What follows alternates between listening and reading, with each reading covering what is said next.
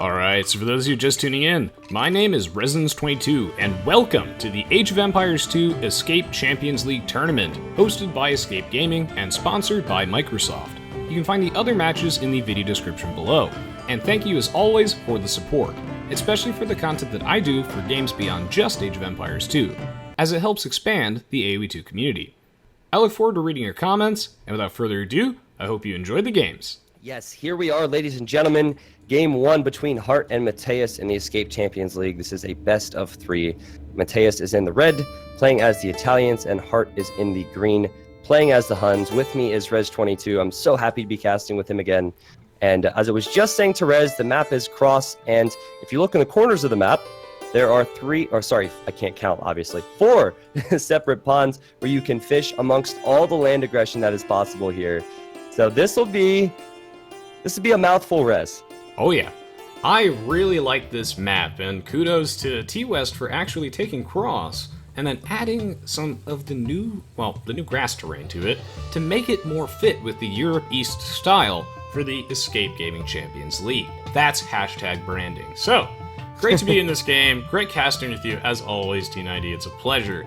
And I think that this is going to be an absolutely fantastic matchup. You mentioned earlier, before we began, that Mattheus is one of the more underrated players in this tournament, definitely. Hearttt, we're quite familiar with at this point, but Huns versus Italians, those are some strong civs. And I do wonder if we'll see some elite Genoese crossmen in the late game, because I feel like the Huns do struggle with that, but the game has to get there, because the Huns are fast early, and there are a lot of options on a map like this. Yeah, Genoese crossbow, that's not something Hearttt wants to face here, because Huns are known for their knights and their cav archers. Genoese crossbow counter all of them. Notably, I think the big difference between the civs is that one civ has mobility, and one civ has that very strong snowball composition. So I think if you're Hearttt here, you want to use that mobility in Feudal Age and Castle Age. But before we talk too much about the civs, let's look at the maps. I'll start with Mattheus, actually, and that gold's not great for Mattheus on the front. There's a large hill there. Oh, hills are always difficult to lock down, and then, of course, you need your gold. So his secondary stone's on the other side. Yeah. I mean, he has his stone there. He does have a gold near the pond in the south, which he could maybe go to. But obviously, if this game goes on for a longer period of time, he'll need that main gold. But wood lines are fine. He has multiple wood line options, 3.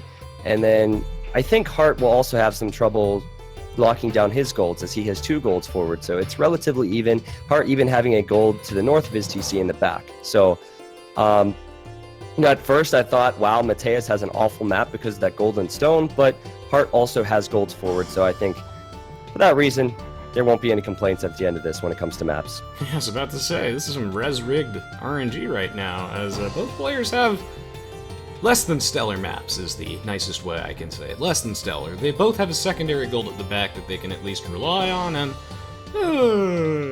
I would say that Hearttt has really not a super safe stone in general. I mean, maybe he can get the one on the far right side of his base, but it's good to see both players docking early on, because there's a lot of fish here.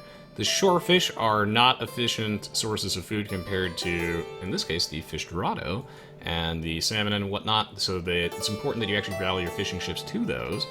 Ooh, in the south, Mattheus is going to lose a villager. He's got no loom because it's so early in the game. What an excellent play by Hearttt. What a read! Goes for the pond, picks off the villager. Now the house does come down. We usually see a house built after the dock. That way you get to mitigate some of your idle time. Maybe you'll gather 10 food from the shorefish. But what a read from Hearttt! Gets to pick up a vill. That's significant. Yeah, and he was thinking of it early on as well. He walled in his villager when he was building his dock because he knew of that possibility. What's kind of funny there is, I haven't seen this before. Mattheus just accepted that villager was going to die, and he was forcing down the house. So he's like, okay, you're going to die, but at least finish the house before you do, which I found kind of comical. I found that hilarious, too. I was like, is he going to finish the house or not? And he opted for the house. And see, here's the thing. That was premeditated by Hearttt. He was thinking about this the whole time. You have to get there before loom comes down. And Mattheus is like, I think I'm just going to get loom right now. I feel like I need loom at the moment. And Hearttt on his way to the Feudal Age first, critically, because loom has to get researched, and this boar Not finished, but now he's advancing. We're going to see about a 30-second difference between the two, and we'll see how this plays out. Like you said, this is a matchup where the Italians have such a strong, slow push, like in the Imperial Age, but the Huns have fantastic mobility that they can use to get map control and just kind of flood the map. And I feel like on a map like this, where both players have pretty crappy generation, the Huns can really take advantage of that. So all eyes on Mattheus here to take advantage of that mobility. Mattheus sending his scout forward, excuse me, runs into Heartt's team. See, Heartt didn't have a lot of villagers there, though, so Mattheus keeps his scout alive, perhaps looking to see what Heartt will be going for strategy-wise, but he does not see the barracks going up on the front. This map is all about a fine balance of water control and land aggression, and Heartt is sending a villager down to the southern pond, and he wants to dock that at a fire galley and kill Mattheus's fish. Currently, Heartt has 5 fishing ships, so if he was able to kill Mattheus, this would be a huge eco advantage for him. And the play for Mattheus is your typical man-at-arms, and it will probably be man-at-arms into archers. He is not going to snipe fish, and he won't even be able to if Heartt finishes this wall to the edge of the map. That's a smart wall off. So I think the dock will go up for Heartt. Heartt is going scouts. It'll take some time to mass those scouts. He'll be vulnerable for a couple minutes, Heartt, once Man-at-Arms comes in, because there's a huge power spike with that, but I think things are looking pretty good for him, considering he has that dock up. If you're looking for a fast rush, look no further than these slow men-at-arms, ironically, because you just need the barracks, it's a cheap upgrade, and now he's going to come down, and ooh, the scout gets picked off, and Heartt gets to keep his scout away, and this is very important, especially because he's going for a scout rush, but it also just means that he is another unit dealing DPS, and he gets more map vision.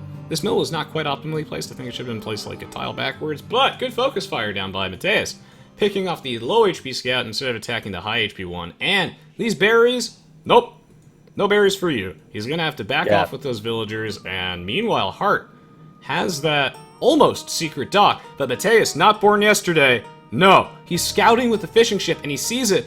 But the fire galleys, I mean, one of the reasons why they're so strong is they just delete fishing ships. Yeah, it's too late, basically, right? Yeah. It's too late. He had the thought, but the thought was a minute too late, and he will lose his ship. So God, look how fast he that had is. the fire galley, but assuming Heartt will see the rest of the fish, he'll kill them, or at least, if not almost. Now, on the front, this is very good for Mattheus. He's actually mixing in spears, so this is buying him so much time. He's also currently denying those golds that we spoke of. So it's not like Heartt can just mix in archers because he doesn't have access to gold.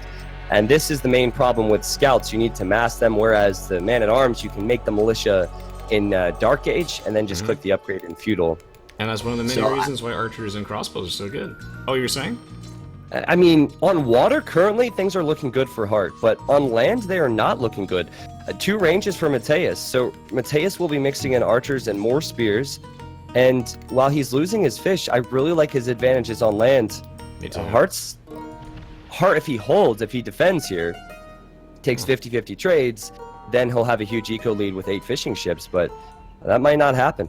Oh, here's something interesting in T90. So if we look at the water, Mattheus did not queue up a second fire galley. He had that option to, but he did not. So instead of actually all-inning the single fire galley from Mattheus, Heartt wasn't queuing up another one, so he just wanted to kill as many fishing ships as possible. This means that Mattheus will still have access to his pond, and meanwhile, we do still see this duel on the land, but like you said, I favor Mattheus here. I like his army comp, and I feel like zoning Heartt off of gold is forcing him into skirmishers, which is, you know, both a blessing and a curse. At the same time, the skirms are going to be excellent versus the archers, but Mattheus is going to mix in his own skirms, which is the correct choice in this matter. And the skirms also do no damage to the men-at-arms at all. So it's going to be tricky. It's going to come down to control. Yep, and at the moment, Heartt, as you said, massing skirms. You know what? I think if he keeps an eye on these units, then he'll be okay. He just needs a little bit of gold to get fletching. That's what he's lacking at the moment. And that's all Heartt really needs on land, Rez. He needs to be okay. He doesn't need to win because he's way ahead on water right now with the economy there. So here come the units. Fletching coming in for both players, and Heartt taking a great engagement. 2 pickoffs, and it'll probably be 3 pickoffs as well. And not 3 in the end, but Heartt back on top of the score, back on top of the population. And economically, he has 9 more economy units, 7 more fishing ships, and 2 more villagers. Wow, speaking of water, T90, we got a second dock coming down from Hearttt in the top left corner as well, so he really wants to push that eco lead. And the fact that his fishing ships were untouched gives him. He's got 7 fishing ships advantage. So, again, like I said, this fight's all going to come down to control. And the micro is not here for Mattheus. He's going to lose all of his melee units, which he needs to keep out of range of the skirmishers and on the scouts. But some good stutter stepping here. Stutter stepping Marines almost, not quite. And at the end of the day, forcing Hearttt into massing skirms. He also has padded archer armor, interestingly enough, because he didn't really have that much gold miners. We'll get it. Is proving to be decisive. Will the hill advantage matter, though? 18 kills and 8 deaths for Hearttt. Like, it's just insane. His KD is insane. All he needs to do is hold, as I said. The padded archer armor is huge because that means that Mattheus's archers can't even trade with the hill bonus, really. So Hearttt pulls back so he can get a few more numbers, and he's adding a market now, so I think he'll want to look towards the castle age. He's happy with his trades. He's happy with his eco. He'll continue to keep Mattheus's army at bay. And then when he reaches castle, he could use the Huns mobility with the cav archers and the knights. Mattheus doesn't have the numbers. He doesn't have that snowball that he really needs. Saying that, though, he's building his own market on the left-hand side, and he has quite a few resources, so he might click up soon to castle as well.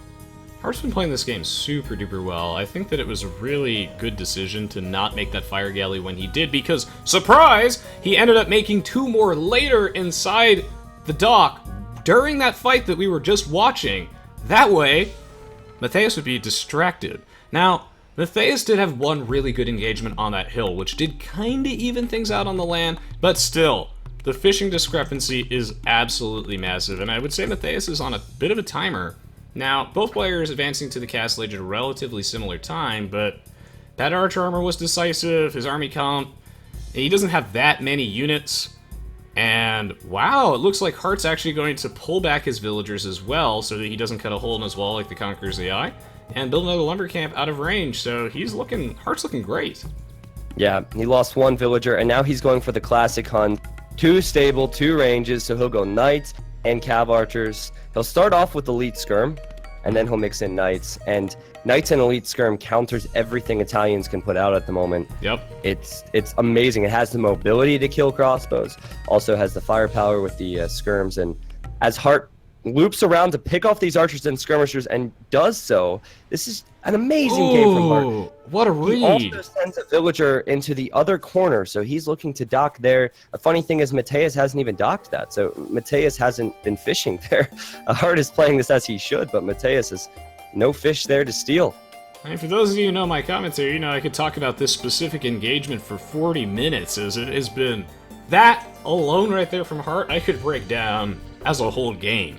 He focus fired down the exact perfect unit every given opportunity, starting with the archers that were within range, and then when they weren't, starting with the skirmishers that were within range, because he doesn't want to miss his projectiles.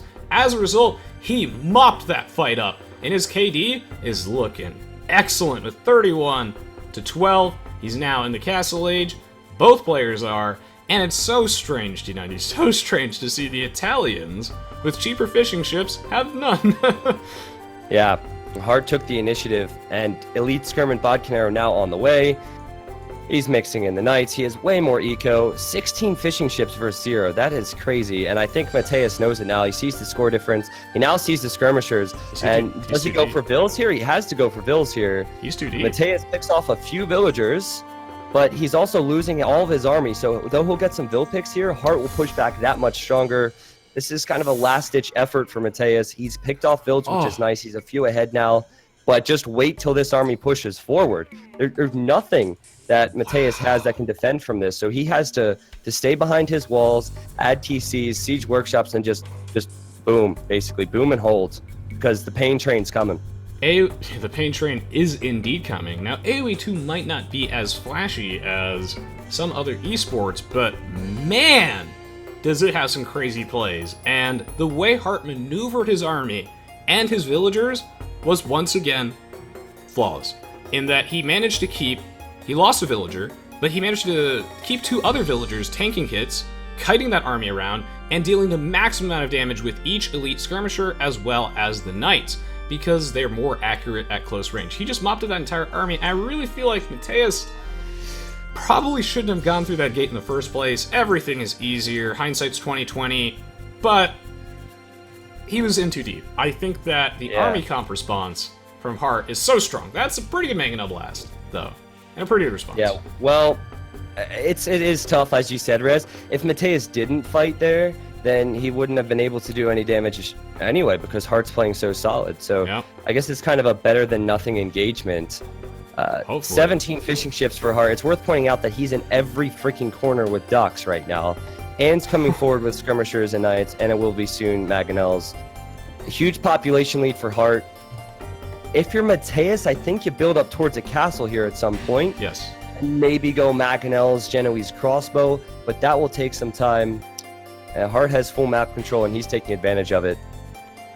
I like the Mangonel defense, I do. I think he has a pretty powerful wall off with his houses, and his palisades, he doesn't actually have that many holes for Hearttt to exploit. But like you said, Hearttt is in every corner of the map fishing, and not having to build houses is paying dividends in the wood department at this point. And he's now going to threaten to take the far left corner of the map as well. He's going to have he's 17 fishing ships. That's a huge boost to your economy, especially with technologies like gill nets coming into play later. This is going to be a great investment, and I think that his just super hard counter army is fantastic. Elite Genoese crossmen aren't even going to be amazing just because of the elite skirms, but that's still, I agree, should be his goal. He needs a defensive castle to stall the game, hopefully get himself closer to the Imperial Age, and then that's when he'll be in control. But we see the Huns' mobility giving him complete map control. He's taking advantage of that, holding all lakes. You said it earlier. It's a balance between land and water, and the water is 100% favor Hearttt. Yeah, well, in the beginning I said Huns need to utilize their mobility and thus get map control off of it, and Italians, they have the snowball, and that's exactly what Hearttt has done. He's used his mobility, he has the map control, and it's so hard for Italians here, because if Italians push on the right, then Huns come in on the left, and then they has to go back. Speaking of left-hand side, Mattheus will build a castle there, and to gain a stone, and to protect his gold. Now, Hearttt has done a good job, despite not being able to get through the walls, to at least delay his opponent's economy, and he's going to the hill with Mangonels, but he clicks up to Imp before Mattheus does, Rez. Ooh. The gill nets thing, for the record, is a reference to my stream. I'm fully aware that it's actually gill nets. It's actually a joke, guys. Do people really think I don't know what gill nets are? I've been to an aquarium, hello? Anyway, hill advantage here allows Hearttt to actually survive that Mangonel Blast, which is once again why hills are so very important, so very important. And this town center will go down. He's mining stone as fast as he can because he knows he needs to get that castle. But here's the real sad story. He's only got 350 stone. And it's not like he's got gold, really anything in the bank to actually use a market to really get there. Ugh, double Mangonel Blast, but once again, the high ground. It's decisive, and I just don't know if Mattheus can get to the Imperial Age to leverage his better tech tree versus the Huns, because I think the Hearttt is really playing to his Civ strengths. Well, he's clicked up to Imp now, Mattheus, but you know, even if he goes 2 Castle Genoese crossbow, he at least needs 4 or 5 Mangonels then to accompany that. Yes. And Hearttt can continue with the same composition, right? And you can still go Elite Skirm and Cavalier. And I think what Hearttt will go for is a castle on the front and then a Trebor. And essentially say, come at me to Mattheus. Mattheus has no mobility. Mattheus doesn't have the gold. Hearttt has his golds that are forward, the stones that are forward. And Hearttt has not been troubled at all this game, and there's the castle that I expected on the front, and the Trebor will begin once the castle's up and once the Imperial Age comes in. Wait, but T90, my handsome caster, you're forgetting one thing. He's got 4 Genoese crossbowmen, which is more than 3. And he's working his way. It is more than 3? He's working his way up to number 5. Can he get it? Well, he didn't get the relic. Just look at how Hearttt has played this, Rez. Look at the outposts he has. He is playing this super safe. He knows his opponent. He knows exactly where his opponent is. He knows what his opponent is going for. There will be no surprises here. And he's patrolling Skirmisher on the additional gold on that side with the outposts. Map control. I mean, he really has played this well. I mean, the micro has been good, but the decisions have been better. It's not just about micro, it's about the decisions. And completely agreed. Now he's getting chain barding and ballistics. It's funny, he skipped out on upgrades because he knew he didn't need them. and it's Onager from Mattheus. So Onager and Genoese crossbow. He's got for the our control. Italian player. He's got the strategy. And, well, thankfully he does have enough Genoese crossmen and 2 castles to kill those knights. If he lost that mangonel, that would have been terrible. So, we'll see if Mattheus can push this back. I would have said that this would have been an incredibly one-sided, GG well played, if Mattheus did not get to the Imperial Age. Why? Because like you said, it's going to transition into a Treb War. And if they weren't so close to each other, and thankfully, the Italians cost 15% less to advance the ages, well, he might not have been able to make it, but he did. So this means he might be able to survive the Treb War, but now he has to wait 30 years for chemistry research. And this time Hearttt actually takes the relic that Mattheus wanted. And the Treb War begins. Advantage to Hearttt. Hearttt needs to wait for his units to mess up. He needs chem to research because he wants a bombard cannon. He wants it so bad that he actually ended up researching Onager first. Cool. Yeah, I think that's a good call. Mattheus essentially needs to hold for a very long time, right? You know, Hearttt, if he's seen, and he has seen, that Mattheus has built this many castles, he knows his economy is way better.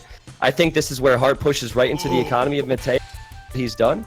Hit the eco, which is already struggling, and use that mobility. And this forces Mattheus to come back to address this, and he really can't. And if he comes here, then Hearttt could go to the north. So it's all unraveling now for Mattheus. It is unraveling entirely, and look at that Onager isolated with like this weird quick wall on that golden line. That's kind of cute. Don't think that's gonna matter though. And here comes the Genoese crossman, but we were talking earlier about the mobility, and when you're playing Age of Empires 2 at a high level, you gotta know your matchups. This Onager is isolated, is gonna go down, completely unprotected as we're waiting for the Genoese crossmen to come, but there's no Squires upgrade for these guys. They're just slow. And yeah. I love the Cavalier power spike. It's super cheap. I feel like Heartt's been utilizing just really cheap upgrades and power spikes, where the Italians, they just need time to get going. He's got chem now, but can he really leverage it? Yeah, now Hearttt, I think, should use this opportunity to push the other side a little bit, because now the Genoese crossbow are on the way. He's done a fantastic job of microing down the Onager, because then his skirmishers can still counter the Genoese crossbow, but here comes another one from Mattheus. Mattheus could find some pickoffs of Trebs. He could. This is not... Mattheus hasn't completely lost yet because he has the Onager upgrade, which allows him to kill these Trebs and threaten these elite skirms. So I think that was a good decision because ooh, wow, nice dodge. I don't think he could have waited for chemistry to get out some bombard cannons. I don't. And oh wow, he's still dodging all those Treb shots, although I think that hit the villager in the face. Yeah, it's just numbers now. He just needs to do an Onager shot. Just look at the population difference, 182 to 112. Hearttt knows that he can fight against Genoese crossbow with Cavalier because he can afford to throw them away. And he's using the Cavalier for the Onagers. The skirmishers mop up the rest. Nice. The trebuchets are killing the rest. And Paladin's on the way for Hearttt, which is not something you see frequently in 1v1s due to its cost. But Hearttt, he knows he's that far ahead and he can afford to do so. Picks off more Onagers, more Genoese crossbow, and it wouldn't surprise me to see the GG call here. Yeah, Cavalier is always the type of upgrade that we see because it's so cost efficient, so cheap, so fast, but Paladin is so slow, so expensive, and not enough units for Mattheus. He does not have access to the elite Genoese crossman yet. He doesn't have the economy for it, and I think it's just really crucial that even though Hearttt hasn't been controlling his Cavaliers the best, he's just been kind of throwing them into the fire. That's okay, because he has such a nice eco lead. A solid 20 villager lead. He's got 19, actually it's all fishing ships, I guess. And also the fact that as he moves further and further to the left, he's killing more and more villagers. So, it's okay for him to lose a lot of units because he has an eco lead that's only going to grow further and further. Mattheus, though, being a little cute, he's got a secret gold mine, a secret castle. I don't think that really matters. Just can he hold the line? It's going to be tough. Yeah, it's funny, that gold in the middle of the map or near the north where Mattheus castled, Hearttt has scouting all around that. He just didn't see that one little area. Ah, he sees Paladin. Matter. Yeah, he it doesn't sees matter. Paladin. He sees GG. He sees the score. He sees his population's at 100. Mattheus, yeah, he had no chance there, and that goes back to the feudal age engagements. Hearttt took the initiative. He killed the fish. He took the pawns. Then he had great trades after going into skirmishers to counter his opponent's archers. Oh, yeah. It was awkward for sure once the man-at-arms first came in, but since he had the fish advantage, he had a non-stop eco lead. There's a lot he did there that we can't really take the time to talk about. He got 4 relics. He was taking the additional golds. We mentioned the outposts. the micro, the tech. I mean, it's wild how good Hearttt played this one, and that's exactly how Huns have to play it against Italians. Yeah, I would say that he played that Civ matchup immaculately well. Mattheus definitely knew how to play it too, in that he was making the correct units. I think that the Onager upgrade was an interesting strategic decision that was absolutely necessary for him to stay alive. But he called GG there for a couple quick reasons. One, his main gold just ran out in his base. That sucks. So, where else are you going to mine gold from? The bottom half of his base? Well, too bad, because that's where Hearttt pushed through, and he did that intentionally. So, then, his remaining option is to mine gold in the middle of the map, which he has a castle protecting. That's risky, and I think he realized the moment he saw the Paladin upgrade that there's no way he's holding that gold, and he can't get Elite Genoese Crossman, which is such a huge upgrade from regular Genoese Crossman. He never got to leverage that chemistry. Poor Mattheus didn't quite get off the ground here with the Italians and really show us what they're capable of. And Hearttt, with that map control, holding all 4 pawns. Just a really well-played game. We've cast nothing but, like, well-played games today, T90. It's been great. Yeah, Hearttt, that was masterclass from Hearttt for sure. Let's move on to the achievements. Again, Hearttt with more kills, but it comes down to the economy once again, and it's all stemmed from feudal age. More food for Hearttt, more wood for Hearttt, and more gold for Hearttt, and that would have only climbed as he had the relics and access to the extra golds. The technology stats, a lot more text research for Hearttt, due to the fact that he had the resources, and the map exploration as well was something we focused on during the cast. Yeah, I mean, normally, historically, bigger army diplomacy has been a fairly standard tactic. And if you want to do bigger army diplomacy, it helps to have a bigger economy to back it up and pay for it. And as a result, Hearttt comes out on top. He knew the Civ matchup inside and out. What a great game. And I think it's time we move on to game 2. GG, well played. Oh, and by the way, game 2 is an absolute must-watch. This Age of Empires 2 video was funded by my loyal supporters on Patreon. I really appreciate those of you that pledge on Patreon, as even just as little as a few dollars a month allows me to produce more and better content. In addition, special thanks to my Twitch subscribers and donors. Lastly, another way to support the channel for free is to follow me on Twitch, Twitter, and Facebook, as well as not using adblock and not skipping my ads. Every like and comment, either on my social media or YouTube, makes a huge difference, and I always take the time to read all of them, tweets included. Let me know if you enjoyed the game and my commentary, and I look forward to seeing you all in my next Twitch stream or YouTube video coming soon.